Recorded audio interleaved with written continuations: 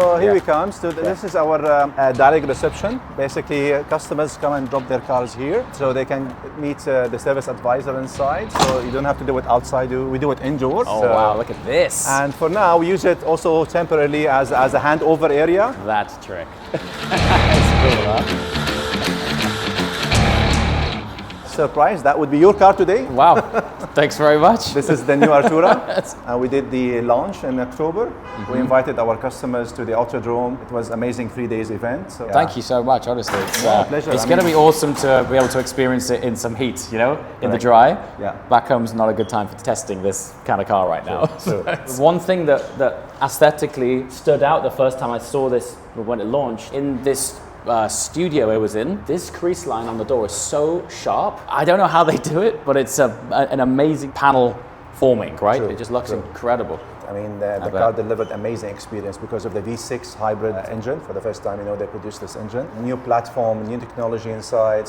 And now we moved into giving this opportunity for our customers to drive it on the road. So, in Dubai, when you live in a villa, let's say, and the surrounding at night, when you come home, you just turn it into the electric mode or early morning. You don't have to sneak in. Exactly. You don't have to wake up the wife or the neighbors, so everybody loves you. It's a friendly supercar. Yes. You can see photos all you like, but when you get in front of one, they just don't do it justice. It's such an incredible thing. Down here, we have these sort of hidden air intakes here, which you can't actually see until you open the door. But the door itself has an induction channel in its sill, which takes air in from the front and channels it right in here. You couldn't have made that shape a few years back. It's pretty special. Wow, this is also flux. It is, yes.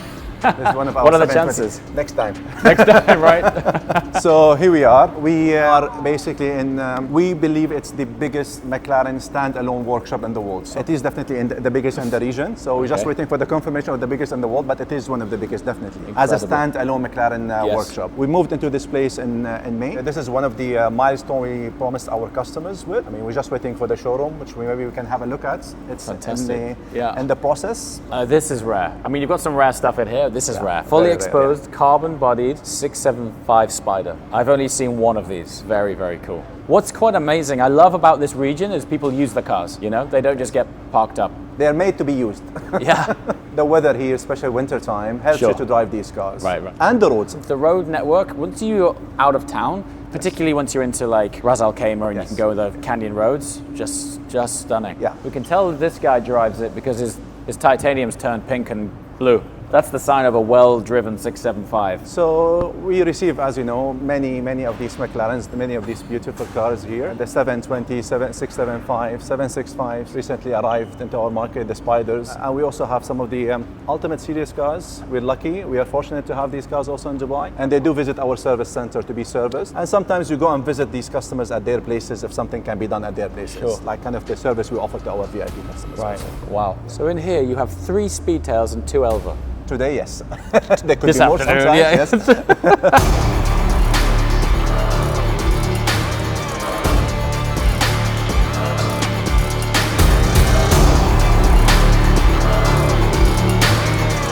Look at this Elva. This is our car, by the way. Is it? Yes, because normally it should be tagged to a customer, but we got the go ahead to order it because we have we're planning, as I told you earlier, to build the biggest showroom in the world. So we needed such a beauty to be displayed also inside. It's 1 out of 149 cars in the world. Again, when you see them in reality, the sculpture of them is phenomenal, right? You got a casual carbon edition P1 up there as well. I think this is 1 out of 5.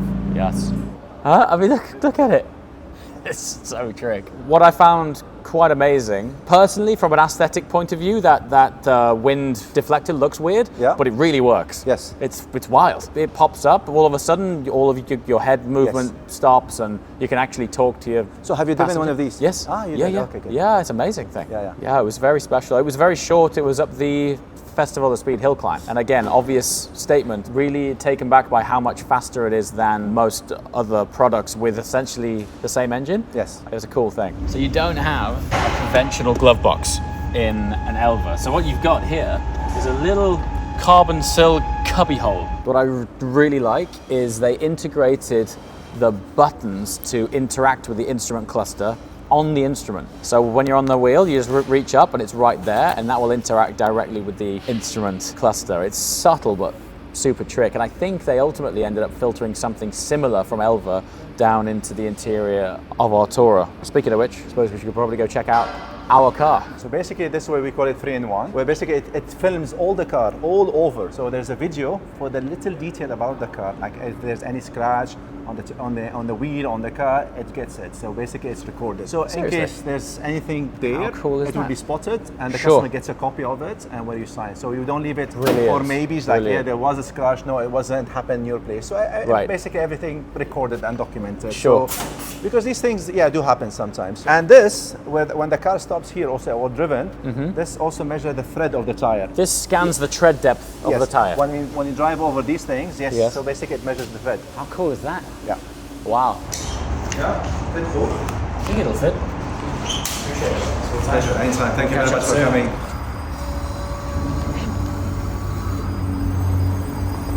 Full EV mode's kind of crazy.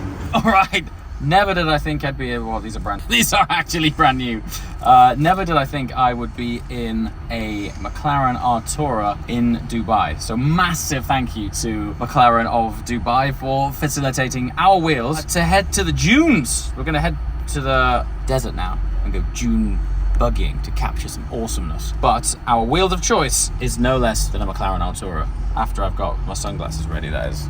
Actually, we put a lot of effort into the packaging of these things. We've got a little JW tag here. Coincidentally, these are a style called Jais, J-A-I-S, named after one of my all-time favorite driving roads in the neighboring emirate of Ras Al Khaimah called Jebel Jais. I think it's quite appropriate that I should have these. This is trippy. Full EV McLaren experience. We can drive it entirely on EV for I think 30 kilometers before then the internal combustion engine kicks in, or we can just kick it in ourselves. Look at that.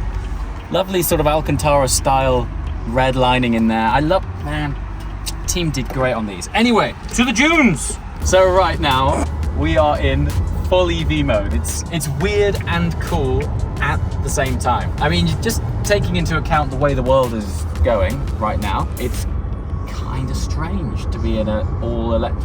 It's wrong to say an all-electric McLaren. This is a V6 hybrid, but right now we are in pure EV mode, and we can drive entirely in EV mode until it gets down to 1 kilometer remaining, and then the internal combustion engine kicks in and regens the battery. Also, this is like super basic stuff. Look what we have down here. Finally, there's Apple CarPlay and Android Auto in a McLaren. How long has that taken? As a use case, as like a daily driver proposition, game changer. Right, so right here, look, it is in electric mode right there. If we use the rocker up here to put it into comfort, there you go. Internal combustion engine on straight away.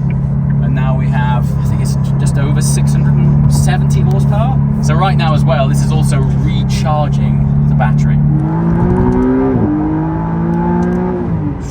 So I mean, for a rear wheel drive only car, it's capable of just under 3 seconds to 60. For something without four wheel drive is ridiculous. That's sort of 911 turbo type of traction. Big part of that is the sort of torque fill, the massive amount of torque you get from the battery. There is no lag at all in this from a turbo point of view because the battery is always feeding it torque constantly. So it's like completely instant. Look at that. So that is what's known as the Museum of the Future. If it wasn't for being here, I'd say that was CGI. It's the most impressive sort of piece of architectural sculpture I've seen anywhere. Look at it, the scale of it. Speaking of the future, we were just idling along with the internal combustion engine on, the ICE engine on, and it just defaulted it into E mode, EV mode. Here we are, cruising past the Museum of the Future in electric mode, which I think is quite appropriate. The reason this is doing this and the reason this functionality exists is because in the not too distant future, most major cities will be having a rule where you won't be able to have your internal combustion engine on. So if you want to drive around London in your very expensive supercar, if it's got an internal combustion engine only, you might be driven out of the town. So with this, you can put it into E mode and, 30 kilometers around London should probably get you by. There you go.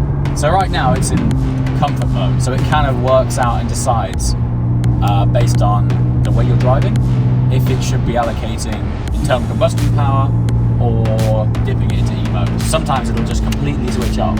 Or I can do this, push a button down, and we're in the E-mode. So say you were, I don't know, turning up at home late at night and you'd sooner not annoy the neighbours, put it into E-mode. Early morning start, put it into E-mode. Crawl out in sophistication and serenity, and then spark up the V6, which, to be honest with you, isn't that loud anyway. It doesn't sound that great. Yeah, reverse isn't done by the gears, it's done by the EV motor. So they effectively just spin it in a different direction. So all of the gears, the conventional gears in the car, are forward drive gears. It's only the E-motor which allows you to reverse it. Right, check this out here, okay? I'm not sure you can quite grasp the scale of this, that's just one side of it. But as you approach that, that looks like an actual mountain. And it's sort of out of character because the whole landscape here is flat, and then all of a sudden this sort of big mountain starts to crop out of nowhere. That there is actually all of the excavation from Dubai to create the town. So foundations and whatever they've excavated, they brought it out of Dubai and they've created this massive man-made mountain. It's huge, it just keeps on going. It's massive. From far away, it looks like Table Mountain. It's that big. It's unbelievable. Okay, so we've got an 8-speed, brand new twin clutch box. Let's see what this punch is like. Yeah, it's deceptive. It hides its speed well because the sound isn't crazy. Obviously, sound adds so much to the overall sort of theatre of how fast you're going.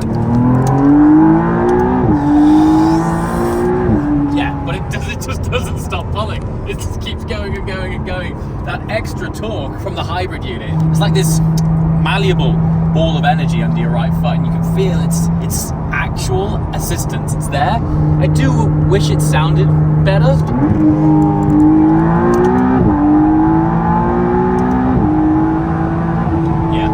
Gearbox is as seamless a box I think I've ever felt. I mean, it is not even, can you not feel the cog going in, it's just this sort of audible tone of cog shifting. It's that seamless. I think we have to bear in mind that this is as fast as it is. One day they'll do an LT version of this, so they're probably making way for extra theatre there, but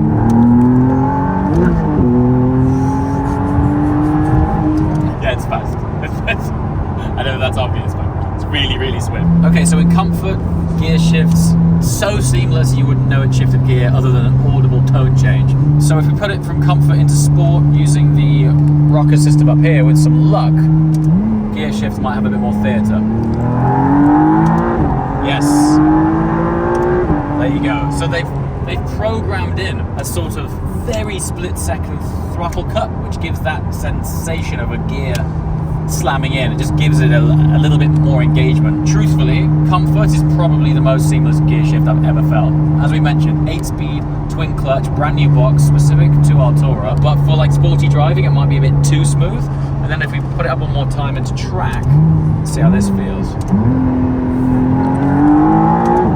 Yeah. It's there. This is like a really fast daily driver. I'd actually draw a similar comparison to a 911 Turbo. That's kind of how it feels. Obviously there's a natural comparison with the Ferrari and the 296 GTB, both being V6 hybrids. Ferrari's price point is in a different space, but you know, on paper, very similar cars. Performance is, yeah. Let's just put it this way, it's more comfortable to have your head against the back of your chair because it just sort of slams it back. It's very cool. So this is £189,000 sterling. Let's call it 190,000 before any options. So you're easily going to get this to say 210,000. Easy, right? And it's, for me, this is like a daily driver. Like, it's effortless, it's quiet, it's refined, it's smooth, it's got EV mode, which is great. This is going to sound bonkers. I'm not feeling the fizz. It's not a special occasion car. I know that's mad. It's not the kind of car that I think, you know what, I want a bit of adrenaline, I'm going to take the Artura out. You use this every day of the week. It's that easy, despite the fact it does this. once you've got the party trick over, you're kind of like, okay, now what, right? There's something about this I draw much more of a comparison to a 911 turbo type of product, which you would integrate into your daily life, and it's effortless and just nice, but it lacks a bit of theatre. I think a big part of that is the sound, and that's, again, I've touched on it. It's no fault of McLaren's, it's just the way the world's going. Do not underestimate the importance of sound. It is kind of everything when it comes to a supercar experience. Let's hit some dunes, man, but let's keep it this side up, yeah? Anyone, comment below if you watched the last time we were together in some dune buggies. Let us know. Right, here we go. Spot of off-roading in an Artura. Look at the fleet. This is cool. There's a camel. Want an Artura picture with a camel. Look at it. Right, I mean, the interior is stunning. They've really simplified it. There's much less buttons. I love the interface, which looks to have filtered down from Elva. We've got the rocker switches here for changing drive modes. The details of the gear selectors now, they look super premium, and that has also still maintained the rocker system where you can change both up and down on the same paddle. I don't know why that's cool, but I have found it helpful over the years. Yeah, generally, the interior quality, speaking of comparing it with a Porsche, they've massively upped their game. Let's just have another look on the outside, because I love this door. I know I keep banging on about it, but look at the crease line on that door. See that? That is beautiful. That is such a sharp angle. Camera's not quite doing it justice, but hell of a machine. It looks pretty cool. I mean, one day they'll do an LT version. I can't believe I'm deciding to speak about that now, because this thing is no slouch. I just feel it needs a little bit more theatre, perhaps a bit more vibrations from the engine through that carbon fiber tub, which is one of the design and engineering tricks which they apply to LT products. And perhaps they might be able to get a little bit more exhaust sound. And who knows, will we be able to get some flames again? Probably in this day and age not, but I know a good tuning company who will. I also like how they've color-coded the brake calipers in flux green as well. The stopping power of this is sensational. Obviously, McLaren specialize in weight saving, albeit this is a slightly bit heavier than the previous generation 570S due to the hybrid drivetrain and a few more safety regs which they've had to jam inside the car. But overall, power to weight ratio at 670 horsepower is disproportionately fun. Oh yeah, one other thing, entirely new key design. Now that's maybe not that important to most people, but as a result, there's no longer any key not found situations that was inherently problematic in McLaren's gone by. So it's, yeah, so far so good. Just looks like a better, more ergonomically designed unit, and whatever they've done to connect this to this, key's always found.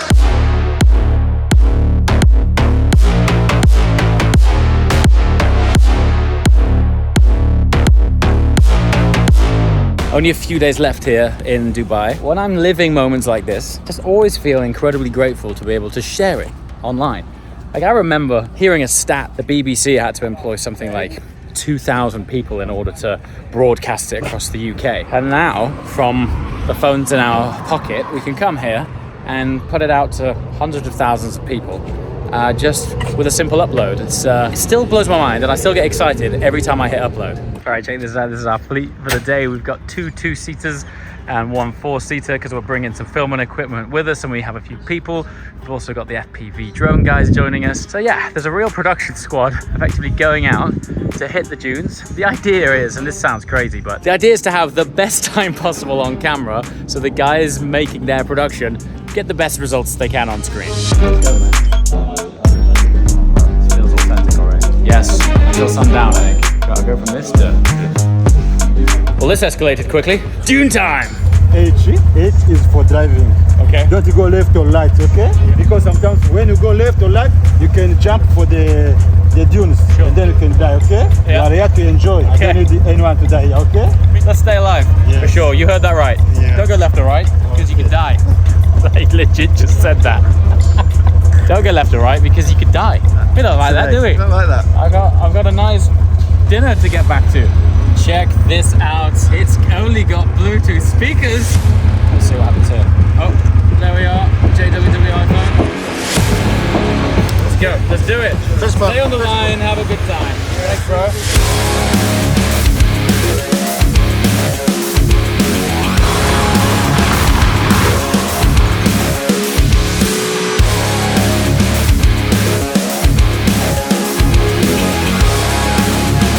Hey, check it out! Look at the mountain range just over there. I've never seen that part of Dubai. I didn't know there was a mountain range this close. I thought it was in Ras Al Khaimah. A totally different driving technique out here. Obviously the ground's slipping away from you all the time. I'm hearing the worst thing you can do on a steep bank turn. Lift off the throttle. You gotta keep it going so it doesn't dig in. Whoa, whoa, whoa. Yeah. You see that? And that guy's got a falcon on his arm. That's not being arranged. He's really out here. This guy's literally out here with a falcon. Hey, that's quite amazing, huh? Unbelievable. Unbelievable. Yeah, nice bird. Nice bird. Huh? Incredible. There you go. Go on.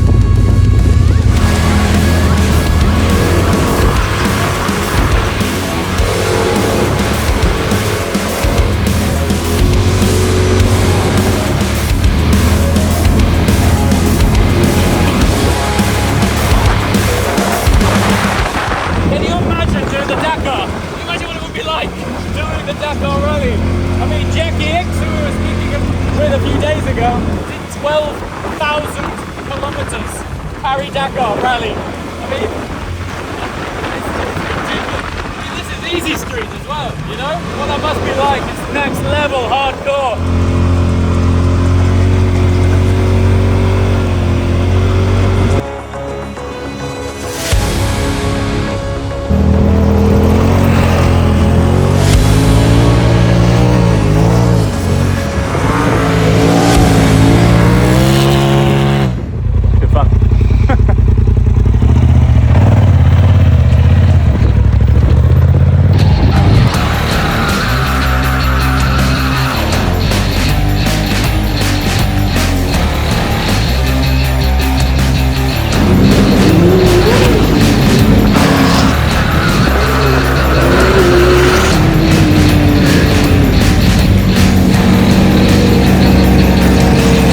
So wild. That is an example of when things go wrong out here. You can see this stuff online. These guys take out a Land Cruiser and go full send, and sometimes it doesn't work out too well. Full burnout. Look at this. Wow.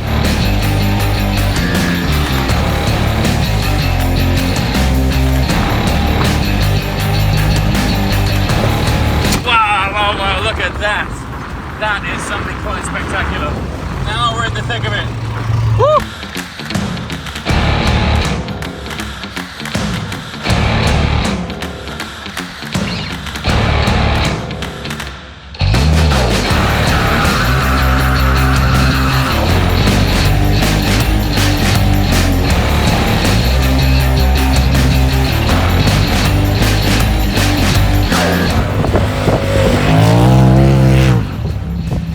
This is not filtering much, and I have desert in my face. Extra crunchy. There's definitely some sort of magic sauce to twilight in the desert, you know? You can visibly see like the movement of the sun drops away. I've watched it now. It's incredible. But it is quite amazing actually how much light there still is once it's dropped beyond the horizon. Like there's still, the whole light just goes peach, you know? And there's this incredible gradient. Super deep, rich peach horizon, and it goes to deep, dark blue sky, and then you can just see the moon. It's pretty special, man. Sundown, let's go. Right, sundown. As great as the camera is, can't see in the dark, so we're going to call it a day. As always, thanks for watching.